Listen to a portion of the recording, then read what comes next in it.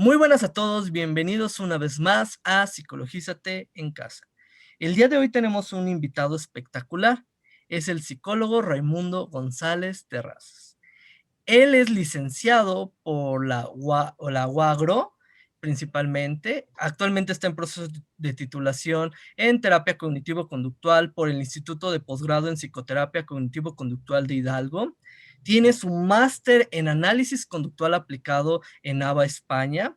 Actualmente también es miembro directivo en ITECOC, psicoterapeuta en la práctica privada. Es encargado del departamento psicopedagógico en instituciones privadas. Cuenta con diplomados en terapia cognitivo-conductual nivel básico y avanzado por el Instituto Vida Racional. Es corresponsal de la página de divulgación psicológica y Viviendo ABA y ha recibido múltiples entrenamientos en distintos modelos terapéuticos basados en evidencia, con distintos psicólogos de Latinoamérica y Europa. Es escritor de artículos divulgativos y actualmente es miembro activo del grupo Acobeo, el cual es dirigido por la doctora María Jesús Froxán. Pues es un honor tenerte el día de hoy y creo que vamos ahora sí que a abordar uno de tus temas que son de especialización. Muchas gracias por aceptar la invitación. Pues muchas gracias a ti, Alejandro, y a todo el equipo de Psicologistas en Casa. Y pues para mí un honor estar acá hablando un poquito de estos temas que tanto me apasionan. Muchas gracias por la invitación. No, al contrario, muchas gracias, porque sé que ahorita que vamos a empezar a hablar de la activación conductual, es uno de los temas que es de interés, ¿no? Y sobre todo de tu expertise. Y fíjate que justamente con esta parte de activación conductual, he escuchado a muchos compañeros que dicen, no, yo le estoy haciendo activación conductual a mi paciente, está deprimido, ¿no? Sí, yo le dejé que hiciera cosas que fueran reforzantes, ¿no? Yo les dije que ahora sí que se moviera, ¿no? Por activación conductual. Pero cuando hablas con ellos o cuando justamente platicas y les preguntas sobre qué es la activación conductual, no queda tan claro. Por lo cual me gustaría preguntarte, ¿qué es la activación conductual? Es una buena pregunta para comenzar, ¿no? Em, pues yo creo que hay muchas formas de definir activación conductual, ¿no? Hay una forma, digamos, tradicional, hay una forma, digamos, comercial, por así decirlo, breve, ¿no?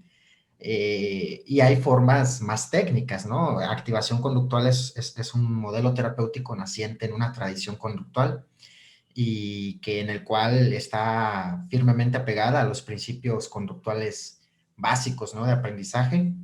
Por lo tanto, pues le subyace un modelo analítico conductual. Entonces, hay muchas formas de definirlo, ¿no?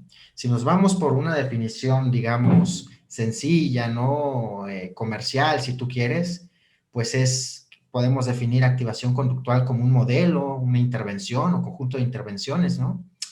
Breves, estructurados, que han sido demostrados eficaces y efectivos para la depresión y que pues de alguna forma ayuda a las personas a que tengan o a que empiecen a tener mejores experiencias en su vida, ¿no? Experiencias gratificantes, con una vida con significado y propósito quizás, y de esta manera pues ir saliendo de la depresión. Y hago énfasis en la palabra saliendo porque activación conductual es un modelo precisamente llamado que no son por no es un modelo que es apegado a los llamados modelos por defecto, ¿no?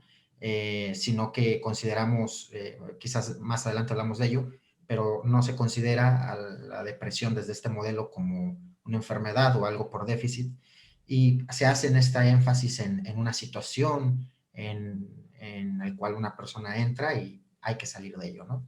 Ok. Por otro lado, si queremos definirlo pues de una manera más técnica, ¿no? O de una manera pues más analítica conductual, la podemos definir como un conjunto de procedimientos que enfatizan en los intentos sistemáticos de incrementar clases de respuesta tanto en la tasa y demás parámetros o dimensiones, y que sean contingentes a eventos con función de reforzamiento, y de esta manera pues mantener, aumentar las conductas objetivo o las conductas saludables en este caso, y que de esta manera, por cuestión de covariación conductual o covariación de respuesta, pues se puedan también ir aumentando otras clases de respuesta de índole privada, llamémoslo de manera coloquial, emociones, humor, pensamientos, y de esta forma, pues también mejorar la calidad de vida en general, ¿no? De la persona.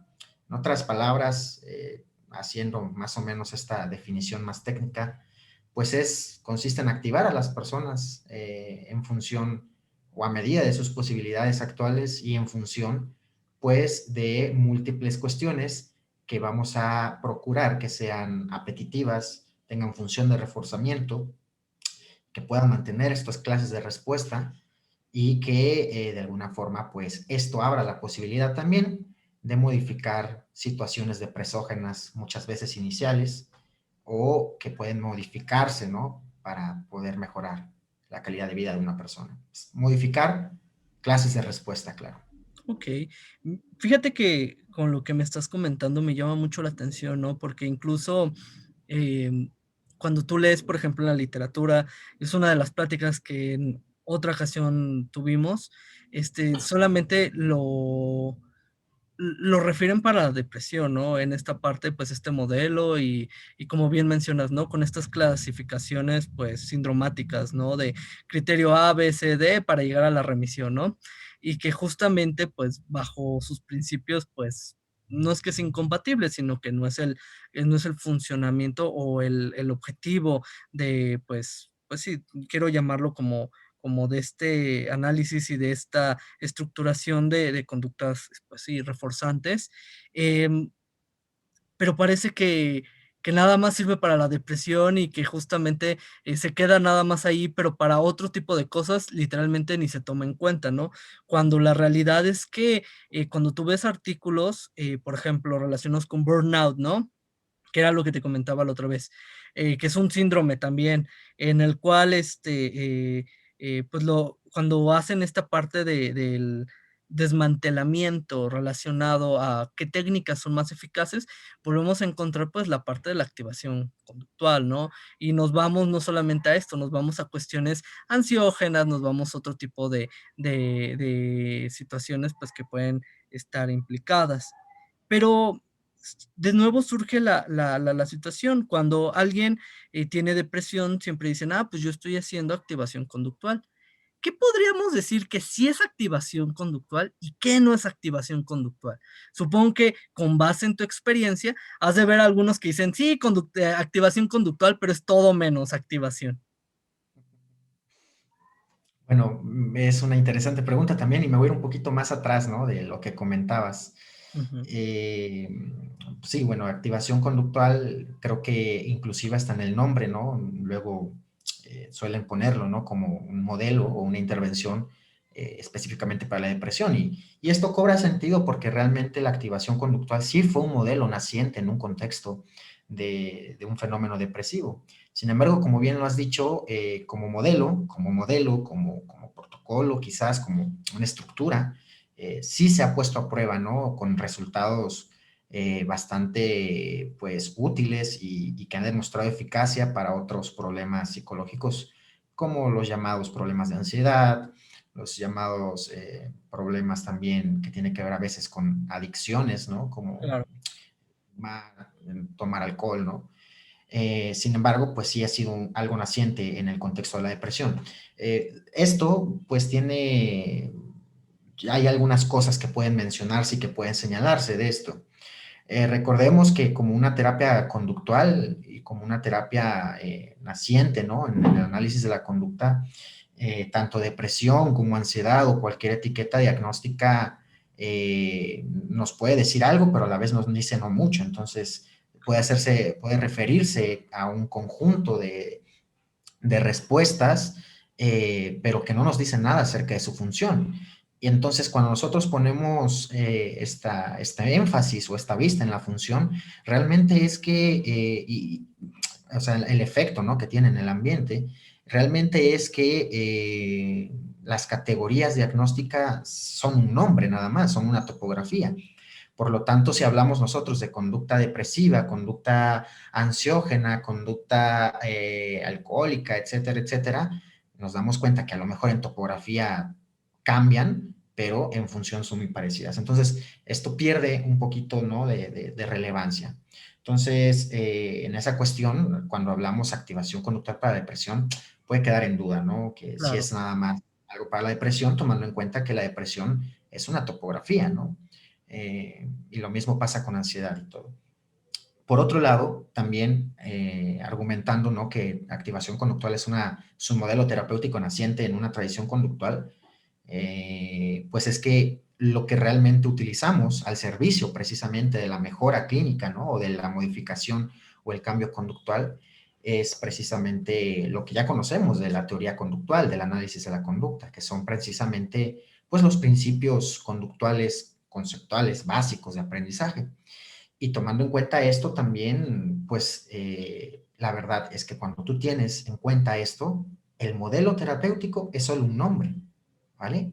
claro, Realmente lo que interesa, lo que importa es saber cuál es la función de los comportamientos problemáticos y poner en disposición a la modificación de estos comportamientos, pues las estrategias derivadas de los principios conductuales que ya conocemos.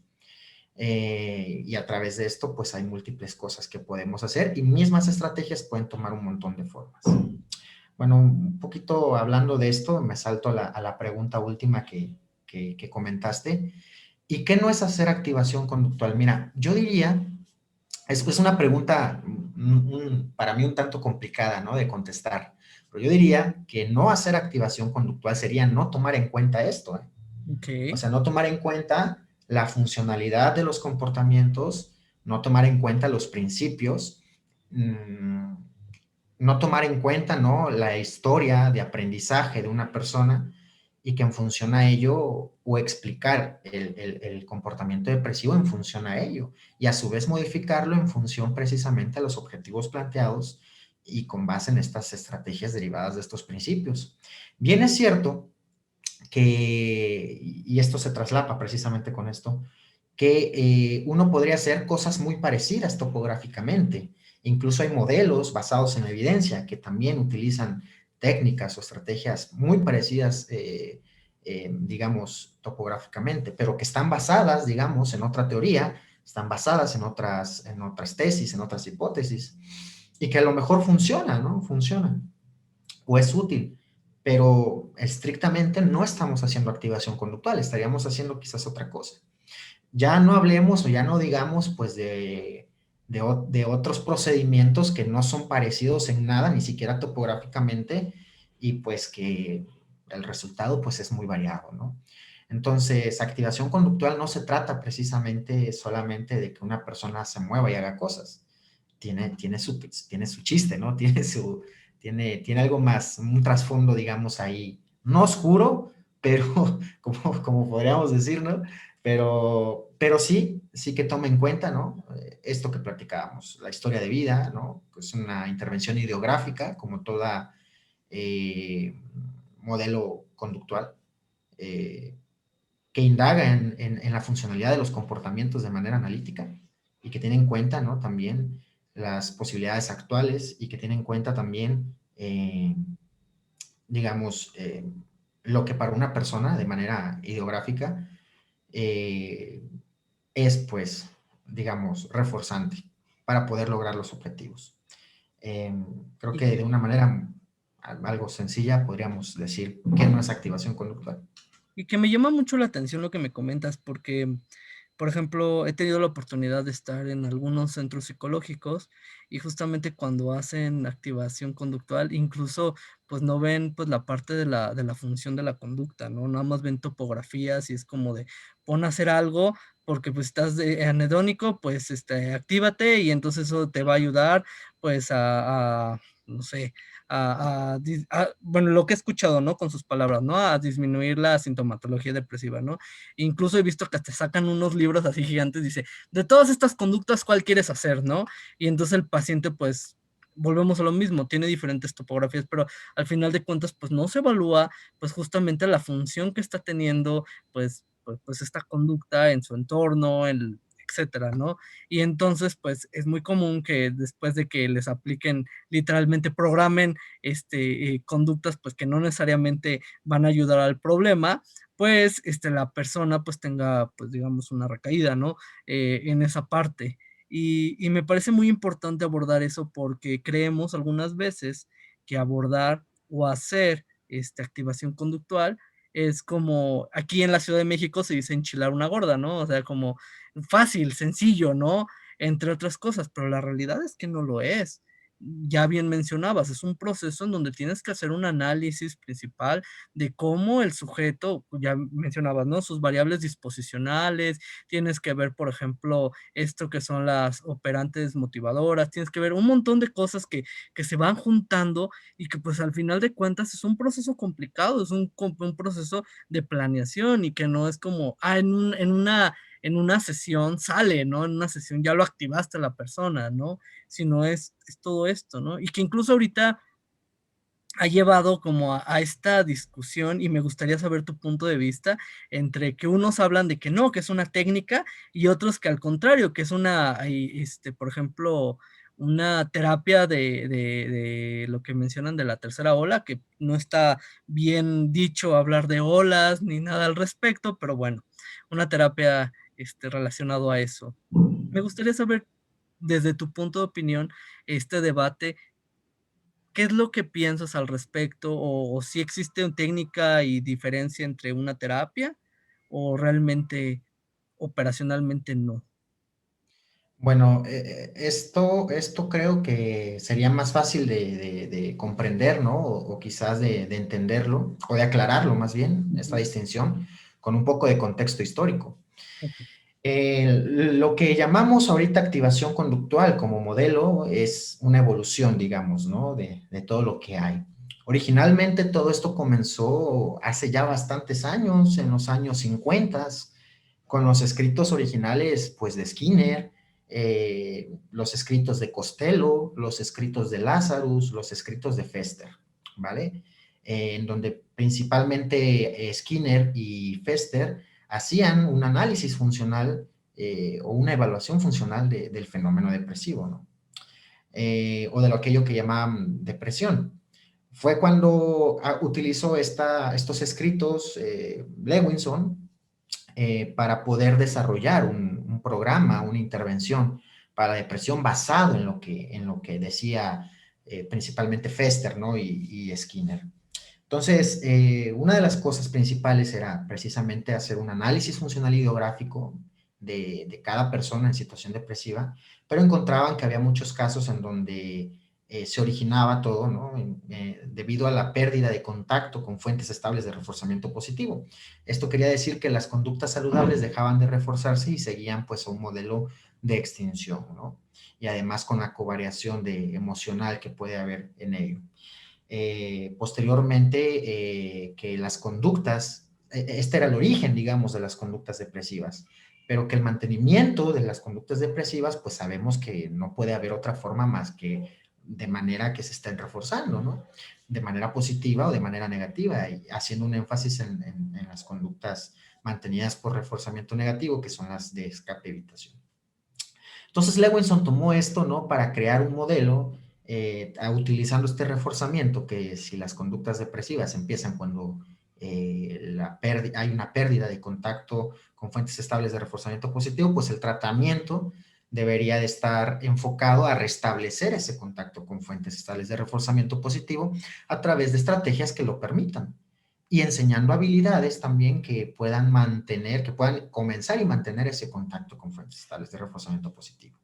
Entonces fue aquí donde surge precisamente la estrategia ampliamente conocida y la estrategia estrella de la activación conductual, que es precisamente la programación de actividades. La programación de actividades que servía precisamente para activar a las personas, ¿no? Mantener ese contacto con fuentes tales de reforzamiento positivo y de esta manera pues ir modificando el comportamiento, modificando también todos los eventos privados, las emociones, ¿no? Y tuvo una amplia eficacia. Pasa algo curioso aquí, ¿no? Lewinson y sus colaboradores, ¿no? Estaban en el momento que hacen esto, ellos venían de una tradición conductual, pero en este momento también estaba surgiendo el boom de las terapias cognitivas, Estaba también el boom de esto que era la revolución cognitiva, que empezó desde los años 57 con la crítica de Chomsky a Skinner en el libro de conducta verbal, y en fin pasó toda una serie de cosas que orillaron a Lewinson y a sus colaboradores a hacer un estudio de componentes, donde comparaban precisamente la programación de actividades, comparaban habilidades, entrenamiento en habilidades sociales y comparaban con reestructuración cognitiva. Que se dieron cuenta que todos en alguna medida eran o ayudaban a una persona a salir de la depresión. Ellos concluyeron que esto podría beneficiarse si integraban todo en una especie de terapia cognitiva conductual como tal. Ya no era terapia conductual, sino cognitiva conductual. Y esto se fue arrastrando precisamente hasta los años de Beck, hasta los años de la terapia cognitiva de Beck, en donde Beck observó un fenómeno correlacional que ahora sabemos que no es causal entre pues lo que él bautizó la triada cognitiva y la depresión. Sin embargo, Beck en todo su manual que desarrolló para el tratamiento de la depresión, la terapia cognitiva, utilizaba curiosamente la programación de actividades. Sin embargo, aquí había una distinción, que la programación de actividades que utilizaba Beck no estaba para nada basada en una teoría conductual, sino que en una teoría cognitiva. Mientras que originalmente la programación de actividades surgió para restablecer el contacto con fuentes estables de reforzamiento positivo, que es una teoría 100% conductual, Beck utilizaba y explicaba este procedimiento pues para cambiar precisamente las creencias y modificar las creencias nucleares responsables en la aparición de la depresión. Una especie de retar, una especie de comprobación conductual para cambiar estas creencias nucleares, ¿no? Fue hasta cuando en el año del 1996 Neil Jacobson y colaboradores pues hicieron otra vez otro estudio de componentes, repartieron, digamos, la terapia cognitiva en varias modalidades. Por un lado, programación de actividades, ¿vale? Programación de actividades, seguido de programación de actividades con una condición de reestructuración cognitiva, y luego la programación de actividades más reestructuración cognitiva más modificación de creencias nucleares. Es decir, la terapia cognitiva en su totalidad. Una hipótesis inicial era que a medida en que era más sencilla la terapia iba a tener menos resultados o resultados menos eficaces. Sin embargo, pues los resultados ya los conocemos, son todo lo contrario, ¿no? Se dieron cuenta que la programación de actividades por sí sola era tan eficaz como la terapia cognitiva por completa, ¿no? Entonces esto los orilló a sacar conclusiones distintas a las que sacó Lewinson y Sayce y Muñoz, y él lo interpretó de otra manera. Él dijo, bueno, si es igual de eficaz, pues ¿para qué integrar toda la terapia, no? Con esto nos podemos quedar. Entonces, ahí fue cuando Jacobson y colaboradores como Martel, ¿no? Decidieron comenzar, retomar las raíces conductuales, y fue cuando la programación de actividades la bautizaron como activación conductual. Entonces surge activación conductual como un modelo independiente, ya no como digamos, un componente de otra terapia, como en el caso de la terapia cognitiva o cognitiva conductual. Y bueno, se le añaden en este desarrollo de este modelo algunas cuestiones que habían sido poco utilizadas u olvidadas, ¿no? Sin embargo, activación conductual como lo conocemos ahora es un retorno a las raíces conductuales que ya de por sí existían, ¿vale? Simplemente que en vez de llamarse programación de actividades, se llama activación conductual. Okay. Pero la herramienta fundamental que caracteriza a la activación conductual y a las demás versiones que existen, tanto de la terapia cognitiva como la de Lewinson, la herramienta fundamental y la herramienta que ha demostrado ser eficaz es precisamente la programación de actividades. De ahí el nombre de activación conductual. ¿Qué sucede ahorita con el modelo actual de activación conductual? Bueno, que la programación de actividades es enriquecida con algunas otras cuestiones, como incluir, por ejemplo, ¿no? La clarificación de valores, hay algunas otras cuestiones más. Retoman de la terapia conductual, pues, un análisis ideográfico, ¿vale? Ya no es una cuestión protocolizada como venía siendo en la terapia cognitiva, sino que es algo ideográfico. Retoman, ¿no? La funcionalidad del comportamiento para ello. Pero esto, o sea, lo que a mí me gustaría transmitir es que no es una cuestión que se descubrió recientemente, sino que se retomó de los orígenes claro, conductuales. Se retomó y se agregó algunas otras cosas más. Sin embargo, lo que caracteriza a la activación conductual es la programación de actividades. Cualquier versión, desde las más recientes, que es la de Jacobson, la de Martel, como también la de Hopko y Lejuez, lo fundamental es la programación de actividades, como lo era con Lewinson, como lo era también en la terapia cognitiva, que ahí es un salto distinto, claro, pero se pudo comprobar que lo responsable y se ha replicado estos estudios era la programación de actividades. Así que después de esta vuelta no histórica, podríamos decir que hacer activación conductual implica hacer programación de actividades. ok, Sin embargo, esto enriquecido con una evaluación funcional, esto enriquecido de una manera ideográfica, tomando en cuenta la misma historia de aprendizaje. Al ser ideográfica no puede ser protocolizada, puede ser estructurada, más no protocolizada, como si lo era la terapia cognitiva. Y bueno, todas estas modificaciones, pues ya le podemos llamar como modelo independiente activación conductual. Hacer programación de actividades por sí misma puede ser beneficioso, pero yo creo que sería como tirar una moneda al aire, ¿vale? Puede que te funcione, puede que no. Si tú lo enriqueces, ¿no? Con una evaluación funcional de manera ideográfica, individualizada, ¿no? Y todas las demás herramientas que conocemos de la terapia conductual, pues es muy, muy probable, ¿no? Que pueda ser bastante útil y eficaz una intervención basada o llamada activación conductual.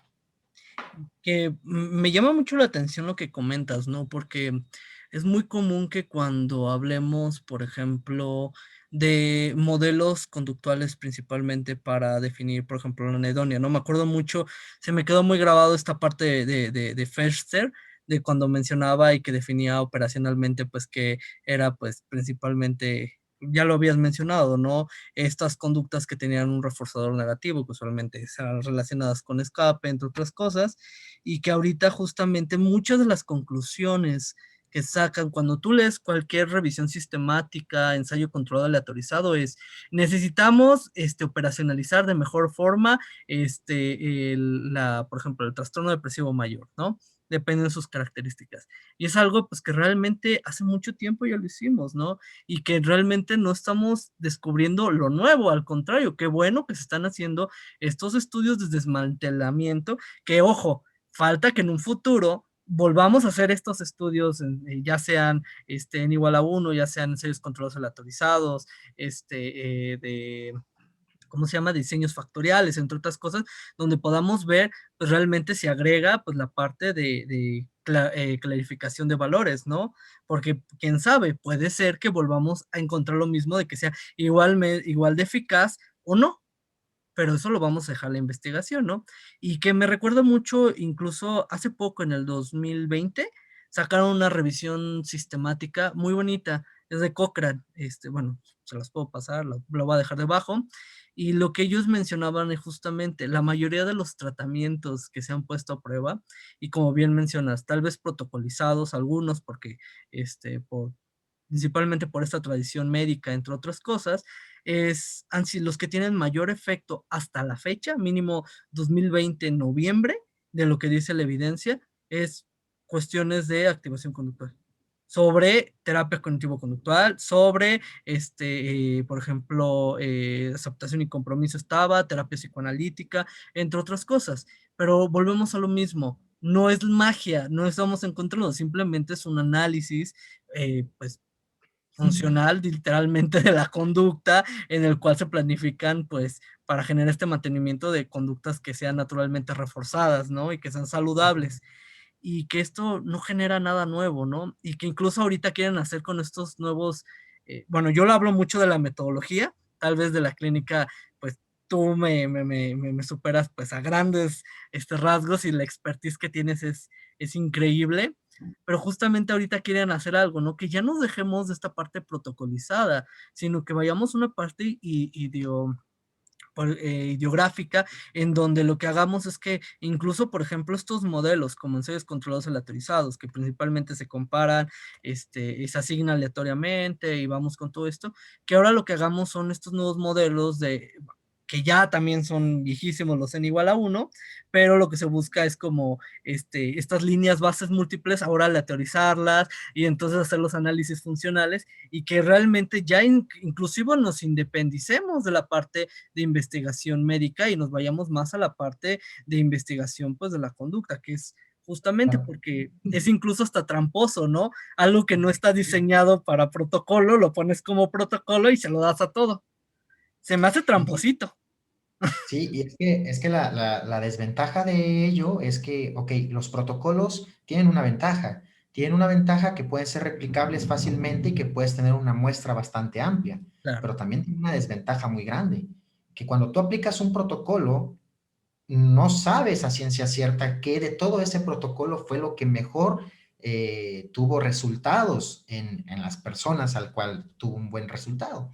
Entonces, esa es la desventaja. Y desafortunadamente, para poder hacer este tipo de estudios, este diseño de estudios, pues necesitas hacer un protocolo, ¿no? claro, Sin embargo, cuando haces estudios en igual a uno, como los que son muy característicos de las terapias conductuales o del análisis de la conducta, pues la muestra es mucho, infinitamente más pequeña, desde luego, claro, pero hay un mayor control sobre las variables responsables, ¿no? Que en la modificación de estos fenómenos y se pueden replicar también, puedes, ya lo decías, ¿no? Las líneas bases, cuestión de diseños de reversión, claro, replicación, y puedes tener también estos resultados. Sin embargo, claro que sí necesitarías para tener resultados mucho más contundentes, mayores muestras. Pero eso no significa que no se pueda hacer. El problema de todo esto es que las terapias basadas en la evidencia, ya bien lo habías dicho, de alguna forma han estado más apegados a los modelos médicos que un modelo psicológico realmente, claro, ¿no?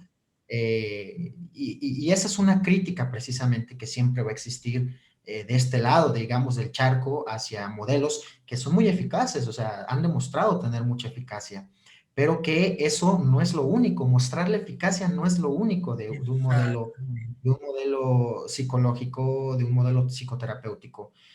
Como científicos, creo yo que es necesario saber que lo que funciona, pero también saber por qué funciona y qué es lo que hace que funcione y por qué es más eficaz que otra cosa, ¿no?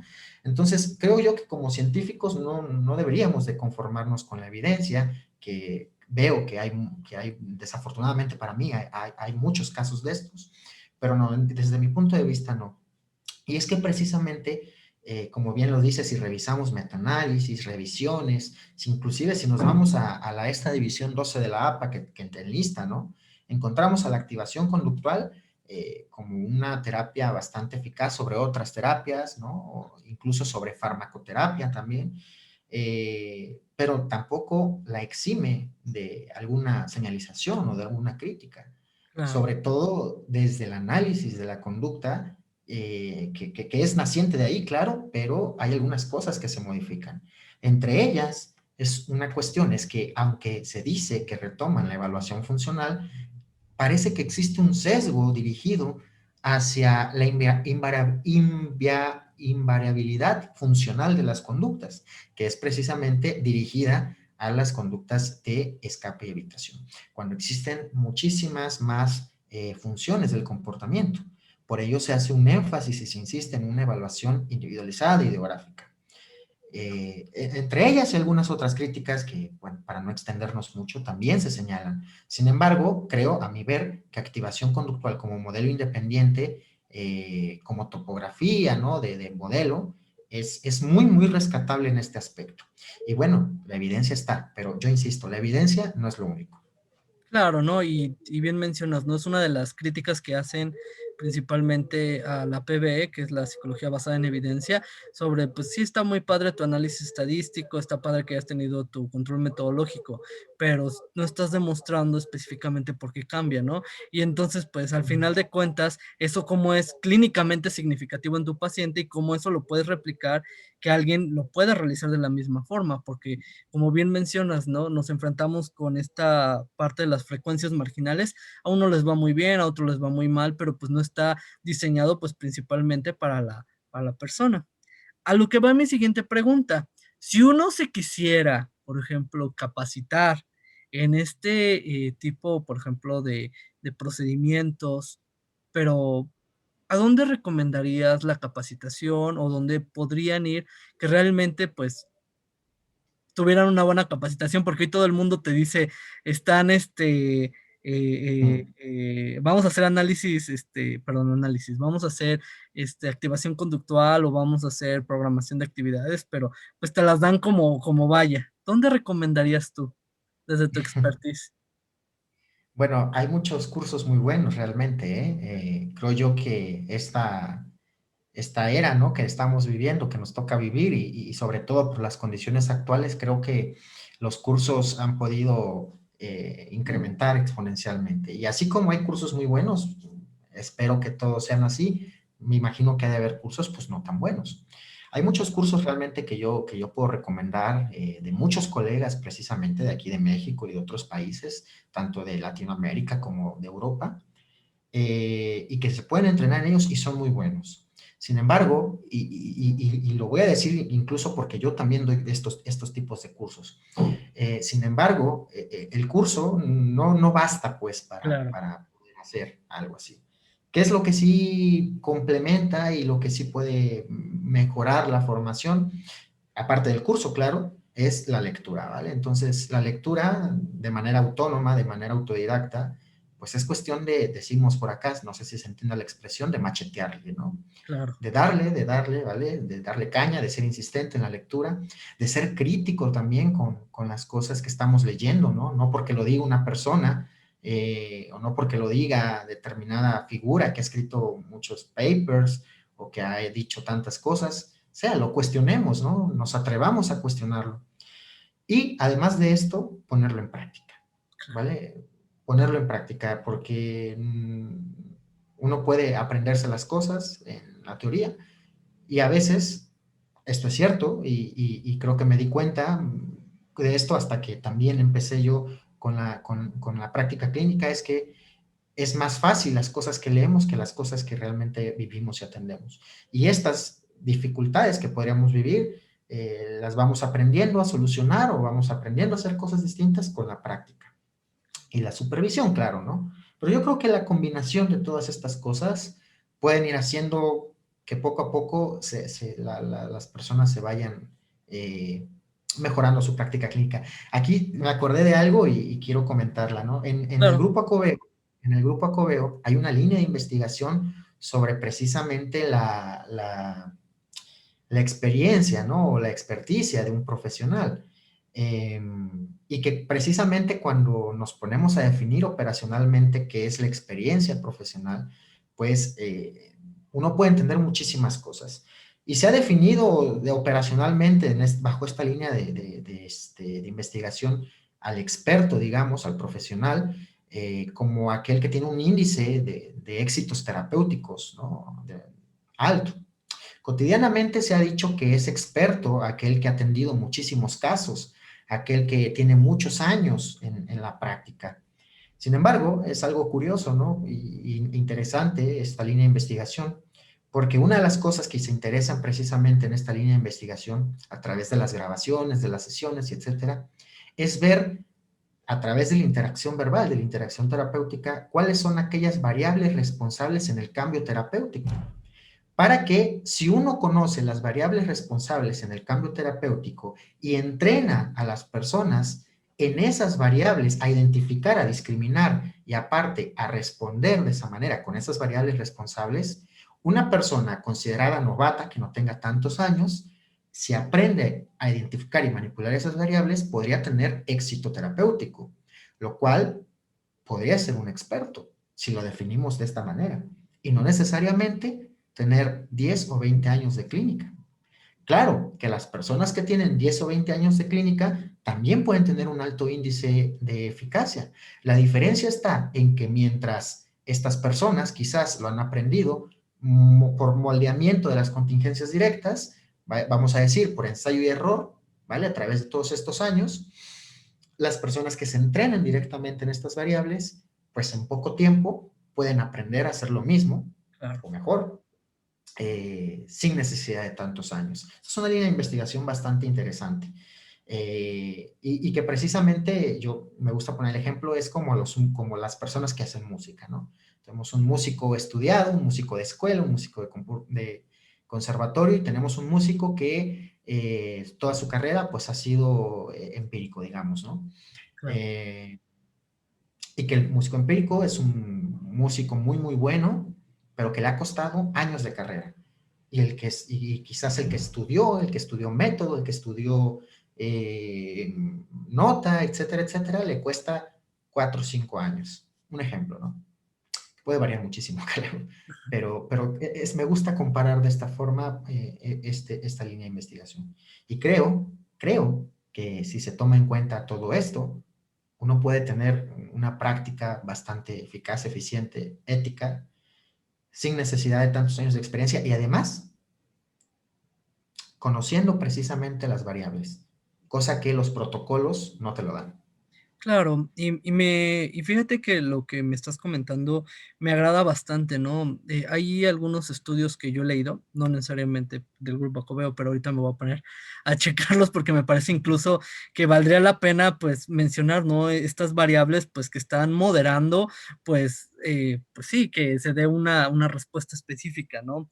Y algo que mencionaba, por ejemplo, me recuerda mucho a una revisión sistemática de Norcross, la volvieron a hacer en el 2019, que es la parte 3, que lo que mencionaban es que habían cuatro, habían analizado la teoría y todo eso, y lo que resaltaban mucho que el ser, por ejemplo, tener como estas conductas de empatía y te las definicía, te las definían operacionalmente, por ejemplo, generar metas, alianza terapéutica, entre otras cosas, pues con eso justamente se explicaba, aumentaba la probabilidad me parece que en un 40% de que pues tuvieras un caso exitoso, ¿no? Entonces realmente pues digo, tengo que leer lo que me estás comentando, pero creo que me parece importante, ¿no? Porque incluso puede ahorrar no solamente crear a personas pues que apliquen pues protocolos y todo eso, ¿no? Sino que una persona que con su interacción, la forma en la que se esté interactuando pues sí, con, con el paciente, pues pueda modificarlo. Se me quedó como muy grabado una parte de una conferencia que vi con la doctora Froxan, que mencionaba, ¿no? El hecho de la forma en la cual respondas, por ejemplo, a ciertas conductas verbales, ¿no? Se me olvidó mi tarea, ¿no? Tú puedes funcionar como terapeuta principalmente para castigar la conducta y no me refiero a darle un manazo, ¿no? Sino generar algo con tu respuesta, pues sí, con tu conducta verbal, disminuir la probabilidad que no vuelva a presentarse esa conducta específica, ¿no? O Uh incluso, -huh. ¿no? Algo y que la otra persona mencione que es una conducta pues favorable, pues tú puedas reforzar eso, ¿no? Entonces creo que me parece bastante importante lo que comentas y creo que es bastante interesante retomarlo, ¿no? Porque pues, ya también nos estamos yendo a la parte de cómo se debe de impartir un curso de aprendizaje, pues un curso pues no diría capacitación, de entrenamiento formal. Te agradezco muchísimo, Ray. La verdad es que he aprendido mucho en la sesión del día de hoy y pues ha sido un honor realmente que nos hayas permitido pues compartirnos de toda tu experiencia y que yo me atrevería a decir que eres un experto en este tema, tanto en el manejo de los conocimientos como en el manejo a la hora de ver a tu paciente y pues muchas gracias, Ray. Es un honor en serio. Pues, pues no sé qué decir.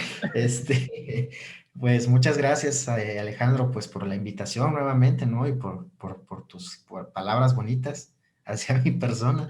Pues lo agradezco bastante y creo que es necesario, ¿no? Estos espacios, creo que son necesarios estos espacios donde pueda haber discusión, ¿no? De las cosas, porque creo que de eso se trata, ¿no? Creo que de Claro, eso se trata, que la ciencia avance. Me comentabas tú que este es un espacio preocupado en ello. Y claro, la ciencia no es blanco y negro, ¿no? Hay claro. muchos matices. grises entre ello. Pero creo que este es un buen camino, ¿no? Discutir, abrirse a la posibilidad de los resultados, de cambiar las cosas, de señalar, de cuestionar, de pensarle, ¿no? Y que no nos dejemos llevar con lo novedoso, que no nos dejemos llevar con lo que dicen terceros, no nos dejemos llevar, ¿no? Esto no es una pelea de a ver quién Claro, es mejor o quién no, es una cuestión de ciencia. Y creo que si nosotros nos preocupamos por ello, eh, aunque en algún momento sea, digamos, un poco incómodo para cada uno, ¿no? Creo que puede ser un buen camino, no tan solo para la perfección de nuestra ciencia, ¿no? Que es la psicología, sino también que puede mejorar muchísimas vidas, incluyendo las de uno mismo. claro. Eh, yo soy de los que piensa que el análisis de la conducta puede salvar el mundo. A lo mejor es algo muy utópico, ¿no? Pero creo que cada vez se puede ir haciendo mejores cosas para mejorar muchísimas cosas de la vida. Así que, pues te agradezco que me hayas invitado y que existan espacios como este para poder, pues, hablar un poco de ello, ¿no? Y claro, la discusión siempre va a aportar muchísimo, muchísimo a, pues, la ciencia psicológica.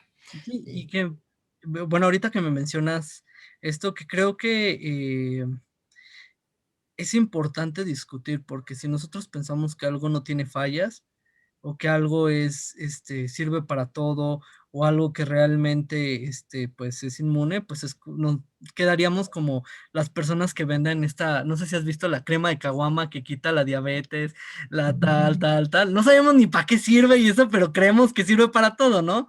Y la realidad es que los tratamientos psicológicos son así. Y mencionabas algo muy padre, ¿no? También retractarnos. Hay veces donde lo que hacemos tal vez no es lo más adecuado y está bien, o sea, está bien darnos cuenta que no es adecuado y eso no significa pues que ya se nos acabó la vida, ¿no? Sino al contrario, que podemos mejorar. Y eso es lo más padre y lo que te vende la ciencia, ¿no? Tal vez nos mordamos la lengua y dentro de 20 años sea otra cosa, quién sabe, pero mientras tanto, yo creo que la historia se está repitiendo, ¿eh? La historia se está repitiendo.